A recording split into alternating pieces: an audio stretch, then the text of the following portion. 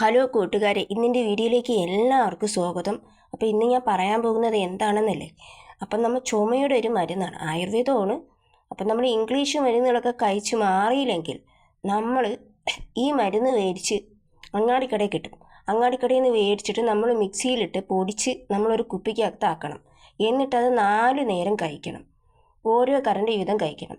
അപ്പോൾ ഒരാഴ്ച നമ്മൾ നിർബന്ധമായി നമ്മളിത് കഴിച്ചു കഴിഞ്ഞാൽ നമ്മളെ ചുമയൊക്കെ പമ്പ കിടക്കും.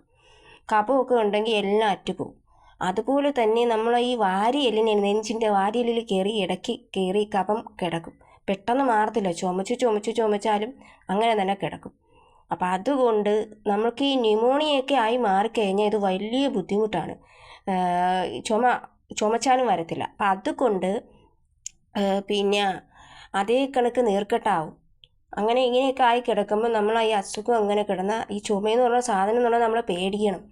ഒരുപാട് ഈ പേർക്കൊക്കെ ഈ കൊച്ചുങ്ങൾക്കായാലും വലിയവർക്കായാലും വന്ന് ഈ മരണത്തിലേ പിന്നെ അത് കലാശിക്കുള്ളൂ. മാറിയില്ലെങ്കിൽ പിന്നെ അത് നമ്മളെ ജീവനും കൊണ്ടേ പോകത്തുള്ളൂ എന്ന് പറയുന്നതാണ് ഈ ചുമ.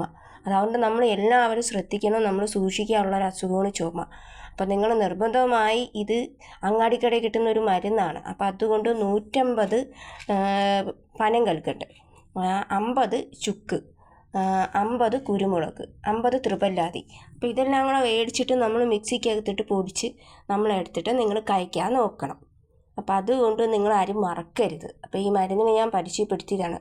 അപ്പോൾ എല്ലാവർക്കും ഒന്നും അറിയത്തില്ല. അപ്പോൾ എല്ലാവരും അറിയുന്നവരും ഉണ്ട്, അറിയാത്തവരും ഉണ്ട്. അപ്പോൾ അതുകൊണ്ട് ഞാൻ നിങ്ങളെ പരിചയപ്പെടുത്തിയതാണ്. നിങ്ങൾക്ക് ആർക്കെങ്കിലും ചുമ വരുന്നുണ്ടെങ്കിൽ നിങ്ങളിത് മേടിച്ച് പൊടിച്ച് കഴിക്കാൻ മറക്കരുത്.